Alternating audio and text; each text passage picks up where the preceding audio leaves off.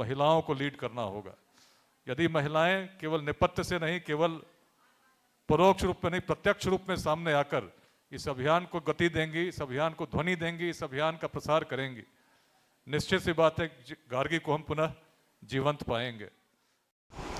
ये नज़ारा let's inspire Bihar के गार्गी चैप्टर द्वारा गार्गी उद्यमी सखी सावन महोत्सव का है, जिसमें महिला उद्यमियों, कलाकारों, शिक्षाविदों, सामाजिक कार्यकर्ताओं, युवा, महिलाओं और गार्गी समुदाय के सदस्यों को एक साझा मंच पर एकत्रित किया गया ताकि महिला उद्यमिता, रचनात्मकता, सांस्कृतिक विरासत और आत्मनिर्भरता का उत्सव मनाया जा सके। इसी अवसर पर आईपीएस विकास वैभव ने महिला नेतृत्व से बहुत सारी अपेक्षाएं रखीं। सुनिए उनकी पूरी बात। कि बिहार के 20 जिलों में 41 निःशुल्क शिक्षा केंद्र चल रहे हैं, जिनमें से 36 केंद्र महिलाओं के नेतृत्व में ऐसे बच्चों को शिक्षित कर रहे हैं जो वास्तव में वंचित हैं, जिनको यदि ऐसी महिलाएं नेतृत्व नहीं करती तो उन्हें शिक्षा के प्रकाश से हम वंचित ही पाते। लेकिन ऐसे बच्चों को जो हम शिक्षित कर रहे हैं तो मन में भाव यही है कि हर बिहारवासी शिक्षित हो, किसी जाति का हो, किसी संप्रदाय का हो। यदि शिक्षित नहीं हुआ तो बिहार विकसित नहीं होगा। और शिक्षा के साथ साथ स्किल्स, नम्रता जी अक्सर आप वीडियोस में देखते होंगे, बच्चों को स्किल देने का प्रयास करती हैं। अनुभूति जी यहाँ पर आई हैं, अभी हाल में इन्होंने सभी को नए किट्स दिए, अलग अलग समय समय पर स्किल आधारित प्रशिक्षण बच्चों को देती हैं। अनेक ऐसे विदुषियाँ हैं जो अलग अलग क्षेत्रों में, अनीता जी भागलपुर में उन्होंने अभी 3 केंद्र हाल में प्रारंभ किया, अब चौथे की तैयारी चल रही है। बिंदु चौधरी जी बेगूसराय से आए हैं, मंजू जी ने बेगूसराय में अनेक पाठशाला, लगभग 6 पाठशालाएं आज बेगूसराय जिले में चल रही हैं। तो जब प्रयास हम शुरू करते हैं और मन में भाव स्पष्ट होता है कि मेरा कोई स्वार्थ नहीं है, तो लोग साथ आने लगते हैं। यही संदेश इस अभियान का है, जिसमें आज 4 लाख लोग साथ जुड़कर पूरे विश्व भर में गति देने का प्रयास कर रहे हैं।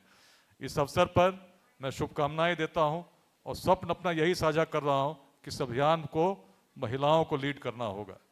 यदि महिलाएं केवल नेपथ्य से नहीं, केवल परोक्ष रूप में नहीं, प्रत्यक्ष रूप में सामने आकर इस अभियान को गति देंगी, इस अभियान को ध्वनि देंगी, इस अभियान का प्रसार करेंगी, निश्चित सी बात है गार्गी को हम पुनः जीवंत पाएंगे।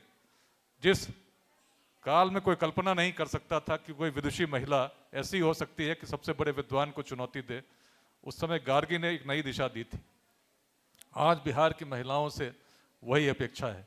जब हम जाति के नाम पर संघर्ष कर रहे हैं, अनेक अलग अलग विषयों पर मतांतर होते हैं, उसमें भी संघर्ष कर रहे हैं, हमारा बिहार पिछड़ रहा है। पर कैपिटा इनकम में कई अवसरों पर मैंने बताया है कैसे हम सबसे पीछे हैं और कैसे 15% से अधिक ग्रोथ रेट हमको आवश्यकता है। आज मैं बधाई देना चाहता हूं सभी उद्यमी महिलाओं को जिन्होंने यहाँ पर स्टॉल भी लगाया है और अलग अलग कार्यक्रमों में अपनी सहभागिता सुनिश्चित करती रही। निश्चित सी बात है, आपको यहाँ देखकर पूरे बिहार में महिलाओं के मन में एक भाव जागृत हो रहा है कि क्यों ना हम भी उनकी तरह बने। इसको और गति देनी है। आप सभी को न केवल इस अभियान में अपनी सहभागिता सुनिश्चित करनी है, बिहार की एक एक बहन तक, एक एक बेटी तक इस अभियान को ले जाना होगा।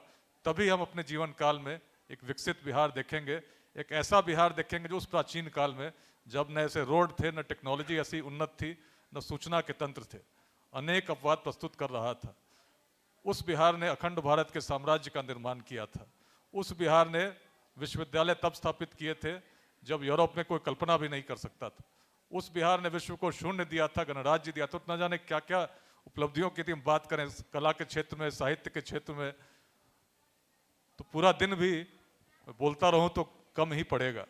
जिस प्रकार से संस्कृत में प्रतिदिन एक श्लोक में साझा करता हूं और पिछले लगभग 6-7 वर्षों से कर रहा हूं, श्लोकों की कमी नहीं हुई।